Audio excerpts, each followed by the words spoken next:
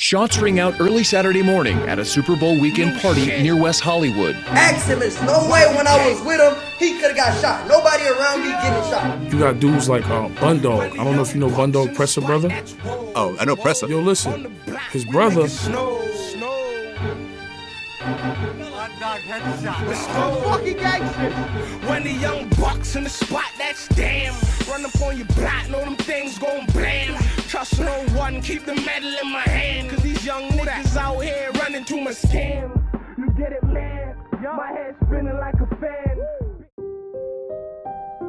Shamar Gardner, better known by his rap name BUNDOG, was born into a world of hardship and struggle. His neighborhood, Driftwood Court, was known for its unforgiving streets, where dreams often met a tragic end, but little did anyone know that from these very streets, a future star would emerge.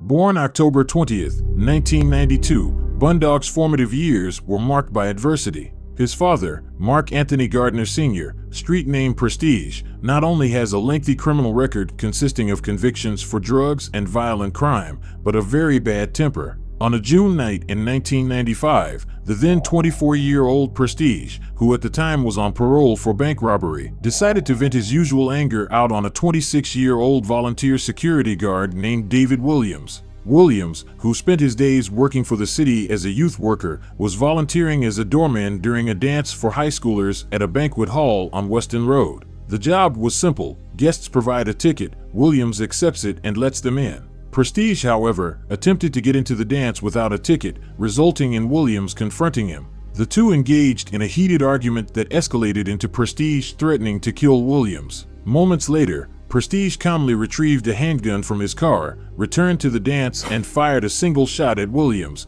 killing him instantly. "I said I'd shoot you," Prestige reportedly told the dying man before fleeing the scene. A judge called it a deliberate execution and sentenced Prestige to 15 years in prison for second-degree murder. BUNDOG was 3, while his brother Quentin, widely known by his rap name Pressa, was just 36 days old when their father pulled that trigger. The murder sentence created a financial crunch in the Gardner household. During a court hearing, their mother submitted a letter saying that money was tight. She was faced with a dilemma. On one hand, she needed to leave the house to earn money. On the other hand, she needed to stay home to keep her children from the criminal influences that pervaded their neighborhood. Either way, the boys would have to learn to navigate a world where good deeds aren't always rewarded. You see, the Gardner family weren't just living in some rough area, they were living in the heart of it. City of Toronto statistics show that Driftwood is the least livable community in the city, based on an aggregation of scores for education, employment, mortality, and other criteria. Unemployment is roughly twice the national average, 1/3 of residents collect social assistance, and gun and gang violence is damn near a common occurrence. Gang violence in the General Jane and Finch corridor got so bad that it became divided into two factions. There's up top, which is the north side of Jane and Finch. It's a predominantly Crip territory and is home to gangs like the G-Siders, Driftwood Crips, and the infamous Young Buck Killers, a violent crew whom I'll discuss later in the video. Then there's down bottom, which is the south side of Jane and Finch. Home to gangs such as the Connection Young Bloods and the Lanes, down bottom is where the Bloods call home. Coincidentally, BUNDOG was raised in the down bottom area because his father is originally from there. He spent a few years in the Blood-affiliated block until he moved in with his mother up in Driftwood in the 3rd grade. As he navigated the seemingly never-ending challenges of his environment, BUNDOG found solace in basketball. It was his first passion and he was pretty good at it, but by the time he got into high school, his size began to interfere with his advancement in the sport. Realizing he wouldn't be able to make it to the league, he no longer saw school as having any value and started to skip without his mother's knowledge. Eventually, he dropped out, earning only 7 credits towards his high school diploma. Mr. Devin Jones is a teacher with the Toronto District School Board and a co-founder of a grassroots community organization operating out of the Jane and Finch area of Toronto. In more than 2 decades teaching in the Driftwood area, Mr. Jones has witnessed countless young men turn to crime as a solution to their marginal circumstances. He likens the neighborhood to a prison where young people become habituated to poverty and violence. Mr. Jones first met BUNDOG when he was in grade 6 at Brookview Middle School, where he is a teacher. He worked with him as both a student and in the community through basketball and other programs, and described him as a very productive, engaging, and respectful student. Today, Mr. Jones avoids speaking directly about the Gardner's circumstances, but talks openly about one of their close friends, Kwasi Skeen Peters, better known in the streets as Wasi. Mr. Jones recalls one Saturday in 2005 when gunfire erupted in Driftwood, leaving a Driftwood-based gang member dead on a footbridge. He watched Wasi, then a preteen, stumble across the bullet-riddled body. "I thought to myself, he will never be a kid again," Mr. Jones said. "There's no way you can see something this grotesque as a child and go on to become a normal functioning human being." Mr. Jones encouraged BUNDOG and Wasi to join his grassroots community organization, which he started after the footbridge incident to steer at-risk kids off the streets and into school. On at least one occasion, he took BUNDOG and Wasi to a camp outside the city to remove them from the life that was beginning to envelop them. While Mr. Jones's tireless efforts put hundreds of children on a path to post-secondary education, he could not save Wasi and BUNDOG. The two friends dropped out of school to work various part-time minimum wage jobs before entering the drug trade full-time. When the two saw other kids in the Driftwood neighborhood making fast money dealing drugs, the transition into drug trafficking was easy for them. Before you know it, BUNDOG was manufacturing and distributing by the age of 18, and by 19, he became the head honcho of one of the most violent street gangs in Toronto. Guns, drugs, attempted murder, prostitution. We have breaking news this hour on a cross-Canada crackdown on gang crime. Raids are underway in cities from Toronto all the way out to Vancouver. Handguns, automatic rifles, and more than $100,000 in cash. Items seized during yesterday's cross-country crackdown. The project quickly developed into a criminal organization involving two criminal gangs. The Young Buck Killers, also referred to as YBK, and the G-Siders.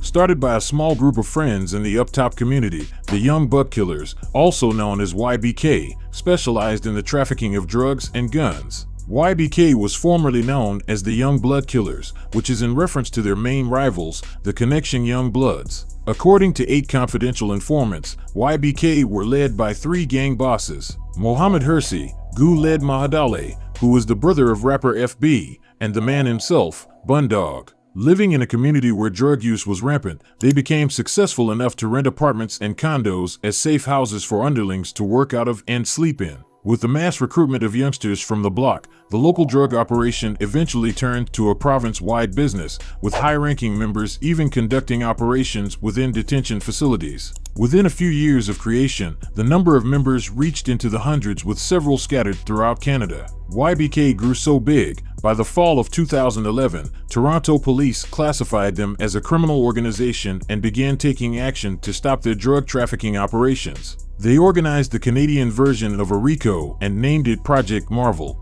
Their first course of action? Wiretaps, a whole lot of them. From May to December of 2011, Toronto police collected a substantial amount of evidence against BUNDOG and numerous YBK members through wiretaps. From teaching youngsters how to properly package certain drugs to organizing a hit on a rival gang member, investigators heard it all. On paper, it amounted to more than 500 pages worth of evidence. I won't be detailing each piece of evidence, rather, I'll be analyzing incidents I believe forced investigators to cease the operations of the Young Buck Killers.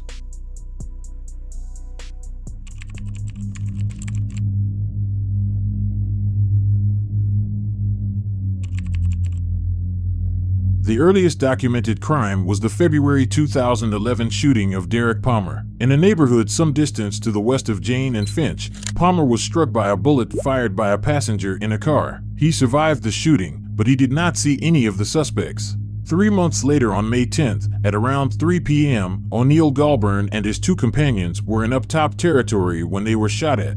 8 hours after this incident, Andrew Nugent and a friend were in Down Bottom territory, specifically in the Grassways neighborhood, when they were approached by 3 black males armed with handguns. Nugent was shot twice. Fortunately, he survived. The next day, residents of a neighborhood some distance to the west of Jane and Finch reported hearing the sound of gunshots in a parking lot. It was late at night and no one saw the perpetrators. The police attended and found gunshot damage to 2 parked cars. The next day, residents of a down-bottom neighborhood known as the Lanes reported gunshots fired at their homes. It was late at night, and once the police arrived at the scene, they found a number of shell casings and projectiles, as well as gunshot damage to the homes. Surveillance video showed 3 or more suspicious males wearing all dark clothing. After this fourth shooting, police surveillance efforts were made to trail BUNDOG and his accomplices. A number of suspects were followed between May 14th and August 16th, 2011. Some of them could not be found, and some of them engaged in counter-surveillance tactics,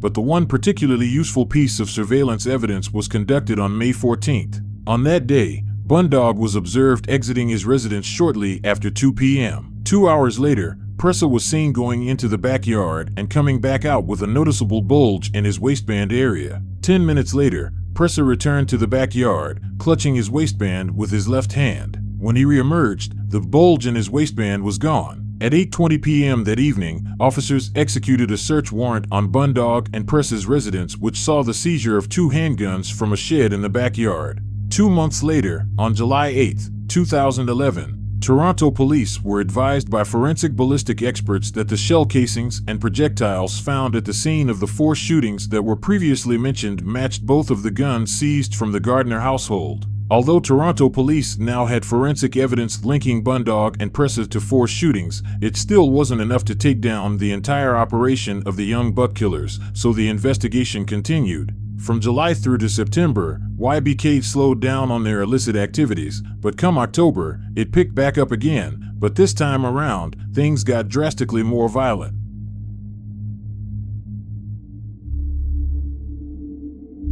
On October 1st, 2011, Shamari White, better known as rapper YG, robbed a kid who went by the nickname Brains for his white gold chain. In an intercepted phone call the day after the robbery, BUNDOG talked at length about YG's robbery of Brains, going as far as calling it a quote-unquote young buck thing. He also spoke about coming back to Toronto to build a drug program. He went further into detail, talking about how he wasn't going back to Driftwood until he had loaded up on drugs and guns to give to his YBK underlings. Later that day, Officer Asner of Toronto Police Services arrested an individual at 390 Driftwood Avenue in connection with an alleged domestic dispute. The individual identified himself as Shane Campbell and said he resided there. He was eventually released, and most of the property found on him at the time of his arrest, including a white gold chain, was returned to him. The only thing that wasn't returned to him was a BlackBerry bowl, because Campbell said it wasn't his and he didn't know where he got it from. After searching through pictures taken on the phone, officers discovered the man who identified himself as Campbell was actually YG, and the chain found on him belonged to Brains. Further investigation also concluded the BlackBerry bowl was registered to one Quincy Taylor, which is an alias BUNDOG used when conducting his illicit activities. 2 days later, YG called BUNDOG and told him that he lost his phone. He then proceeded to make up an elaborate story about losing it, saying he and other YBK members were in a taxi with a gun when they were suddenly stopped by police. YG said he jumped out of the car and ran, leaving the phone in the car, but as the police chased him, the others got away with the gun. When YG said the police probably have the phone, BUNDOG expressed concern that there were pictures and videos and a lot of his quote-unquote personal shit in the phone.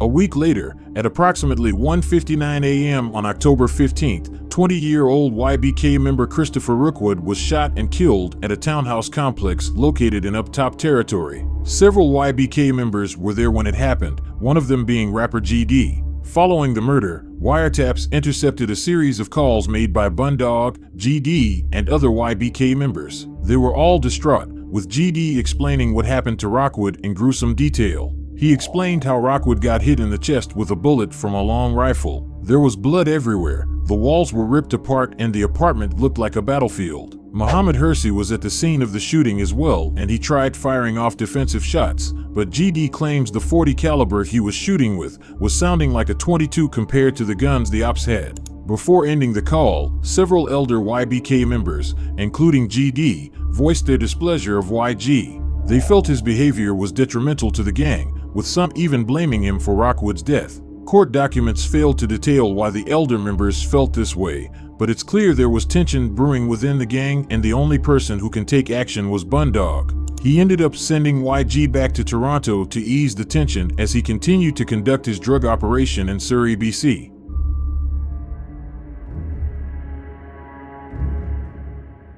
Based off the intercepted phone calls, it's clear Rookwood's death affected BUNDOG deeply, but just a few hours later, it was back to business as usual for the gang boss. While he was in Surrey setting up a drug program, BUNDOG arranged to purchase 2 handguns, some marijuana, and in order to send them all back to Toronto for use by YBK. BUNDOG instructed other members of YBK in Toronto to send Derek Kusi, a junior member of YBK, out to BC to be the courier. Kusi was in BC for just over 24 hours, and during that time, BUNDOG instructed him on how to pack the contraband safely for travel. BUNDOG also made sure Kusi had sufficient money to purchase a bus ticket to Toronto. Unfortunately for Kusi, officers were well aware of what was going on and stopped him at the Surrey bus terminal. Upon his arrest, he was found with 2 guns, ammunition, and an ounce of. Following Kusi's arrest, there was a series of telephone calls involving BUNDOG and others discussing why Kusi had not arrived in Toronto, where he might be, and where the items he was bringing were. There was also a phone call made by YG asking BUNDOG where to obtain a firearm somewhere in Hamilton. 11 days after the conversation, GD was shot in the foot in Hamilton. Shortly after the shooting, BUNDOG was called by one of his associates who was with GD, asking him what they should do. BUNDOG told them to call 911, which they did. A few minutes later, before the police arrived at the scene, the associate called BUNDOG back, asking him what they should do with the gun they had. BUNDOG instructed them to give the gun to another associate who was also with GD, Prince Asante, and have him leave. BUNDOG then met up with YG and they joined up with Asante in a black Charger, but they were stopped by police a few minutes later. Asante was arrested, but BUNDOG and YG got out the car and jumped a nearby fence together, successfully evading arrest. The police subsequently found a loaded .45 caliber automatic handgun on the floor of the Charger. Based off wiretapped conversations later that night between BUNDOG, YG, and several other YBK members, it was clear that they knew who shot GD, and there was talk of retaliation. However, Toronto police believed they now had a sufficient amount of evidence to establish BUNDOG and his YBK underlings had access to multiple guns which were used not only for protection while carrying out their drug programs, but also for retaliation if required. So, 2 days later, Project Marvel commenced. At approximately 5 in the morning, nearly 900 law enforcement officers from various departments began executing 67 search warrants simultaneously across Toronto, Hamilton, Ottawa, and Surrey, British Columbia. On December 13, 2011, at 6:15 a.m., BUNDOG was arrested at a residence on 2360 Weston Road along with another YBK member. In the apartment, officers seized drug and drug trafficking contraband such as scales and wads of cash. Police also seized 2 phones, both of which contained several videos and pictures of BUNDOG and other YBK affiliates flaunting drugs, guns, and money. Project Marvel ended with 60 arrests, 10 being young offenders. They were charged with nearly 400 offenses. In total, the raid seized $110,000 in cash and 27 firearms. Project Marvel made headlines across the country, but one story that caught my eye was this botched raid. Maud Mirage doesn't hear very well, but she says she certainly heard police kick in her bedroom door yesterday morning, a police rifle pointed at her head. I was extremely shocked. I was like, my heart just dropped. Natalie Brown says she got a call that her great-grandmother was in jail. She says police kept her there for nearly 12 hours without food or her medication before finally letting her go. Having lived for 94 years, she hasn't experienced nothing like this before, so it's pretty terrible. Police say they were actually looking for Mirage's grandson, a 21-year-old alleged gang member who's now behind bars facing weapons charges. According to court documents, Toronto police conducted several raids in the Driftwood Court neighborhood at 5 in the morning. During one of them, they kicked down the door of an elderly woman expecting to find her grandson. That grandson ended up being BUNDOG, who was found in the west end of the city an hour later. The 94-year-old grandmother was arrested and kept in custody for nearly an hour before she was released. The botched raid could have easily destroyed the 3-month investigation officers worked tirelessly on, but the substantial evidence collected made it hard for the courts to dismiss. For years after getting taken down, trial for the head honchos of YBK began. The first one up to hear his fate was Muhammad Hersey. Justice Stephen Clark called him one of the gang's principal leaders with a lengthy criminal history before sentencing him to 13 years in prison. Gully was handed an 8-year sentence and was deported to Somalia. BUNDOG was convicted on 14 different gun, drug, and gang charges. At his sentencing hearing, many of his loved ones were in attendance, including his former teacher, Mr. Jones. Seeing how many people were there to support him, BUNDOG took the opportunity to address the court and provide a heartfelt apology. I was deceived by the generations that preceded me with the cars, the clothes, the women, and the fancy jewelry that this type of lifestyle was a life to live, and it was also the shortcut around the hard work and toil, he said, before expressing hope that Pressa would avoid his example. I feel like I failed my little brother, and if I don't change my life, that kid is never going to change his life, and I have to change for him. BUNDOG was subsequently handed a 10-year sentence. Word around the streets of Toronto claimed BUNDOG's time in prison wasn't easy. After all, he was the shot caller for one of the city's most infamous gang at the time. This made him a major target for rival crews. Reddit users and rival gang members claimed he was beaten on numerous occasions, stabbed, and at one point, he had his head shoved in a toilet. Keep in mind, none of the incidents were confirmed to be true, but considering BUNDOG's notoriety, it wouldn't be surprising if they were. The gang boss was eventually released on parole in 2017, spending a total of 6 years in prison. Most of you may be surprised at how early he was released, but in Canada this is nothing new. According to Canadian law, prisoners are only required to spend 2/3 of their sentence in custody. After that, they are eligible for parole. After being released on parole in 2017, BUNDOG spent the next 4 years under the radar, that is until he finished parole and dropped his debut single in 2021. For the low, bricks for the low. Busted all the packs, watching birdies go. Bricks for the low, bricks for the low. Bricks for the Low was a statement. BUNDOG was telling Toronto's underground rap scene he was ready to claim his place, and he further proved that statement by founding the music label Blue Feathers Records. Under his guidance, BFR has become a hub for emerging talent, boasting a roster that includes notable artists such as Pressa, J Neat, and YG. This move not only showcases BUNDOG's resilience, but also his commitment to uplifting fellow artists and providing them a platform to thrive. BUNDOG's life in the streets may be long gone, but that doesn't mean he wouldn't be caught up in any more problems. 1 year after completing his parole, he would be back in the spotlight. This time it involved one of the most popular rappers of the decade. Shots ring out early Saturday morning at a Super Bowl weekend party near West Hollywood. LAPD says 4 men were shot outside of the swanky bar The Nice Guy on La Cienega at Westmount just before 3 this morning. Police say rapper Kodak Black was among those wounded in the shooting.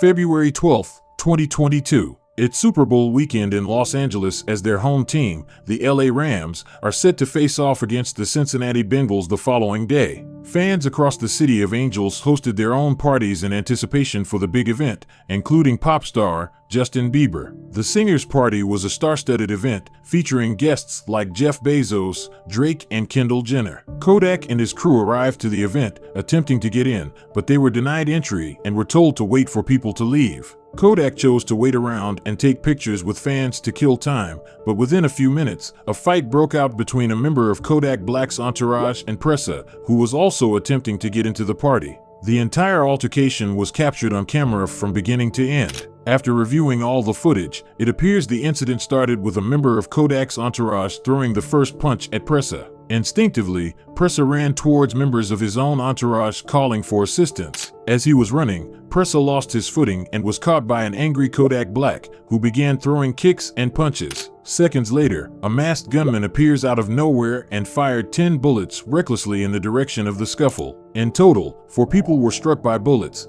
including Kodak, who was hit in the leg. Fortunately, everyone survived. Kodak spent a few days in hospital rehabilitating his wounded leg and was eventually released. The shooting made international headlines and left people wondering, who was the shooter? That question remained unanswered for less than a week after a blogger by the name of Poetic Flacco released a shocking video pointing out BUNDOG as the gunman. In the 3-minute and 51-second video, Flacco provided a clip of a one-on-one basketball match between Pressa and singer YK Osiris. The game was played a few hours before the shooting, and Flacco made note of several people in the background who look eerily identical to the men seen trying to pull Pressa away from the scuffle with Kodak and his crew. Flacco then draws the conclusion the masked gunman must be Bundog because he is always masked up and is usually around Pressa. Viewers had mixed feelings about the video. Some praised Bundog for protecting his brother, while others called Flacco a rat for pointing fingers at people without any solid evidence. Although Flacco's accusations have never been confirmed, seeing what would unfold over the next few years suggests he may have not been far off. It all started with Bundog throwing a subliminal shot at Kodak by rapping to his music on Instagram Live right after the shooting hit the news. This is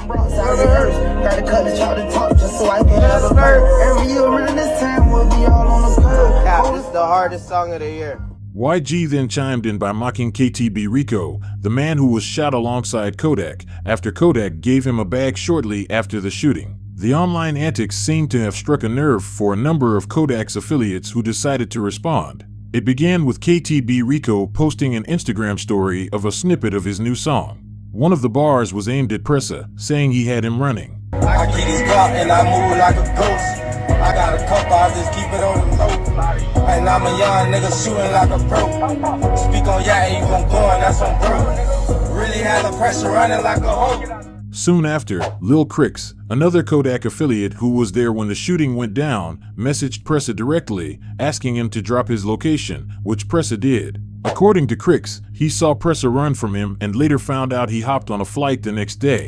The back and forth between the rappers and their teams continued into the new year after Pressa and Kodak crossed paths again. On January 22, 2023, Paris Fashion Week was taking place. The event featured Kodak Black, and in attendance were several celebrities and influencers, including Pressa and YG. The chance encounter was recorded by YG, who made note of security that was standing oddly close to him. Having security there may have prevented the chance encounter from turning deadly, but it still wasn't enough to ease tensions between the rappers, especially after Top 5 was released from prison. Toronto rapper Top 5 was released from custody on September 23, 2024 after the Crown stayed a first-degree murder charge against him. Top 5 had been in custody for about 3 years, and not even a week after his release, he went on a press run talking recklessly about his ops, especially Kodak. On the podcast, Late Night with Liamai, Top 5 made an appearance alongside Bundog and YG. He was asked by the host about his thoughts on Kodak, to which he replied with,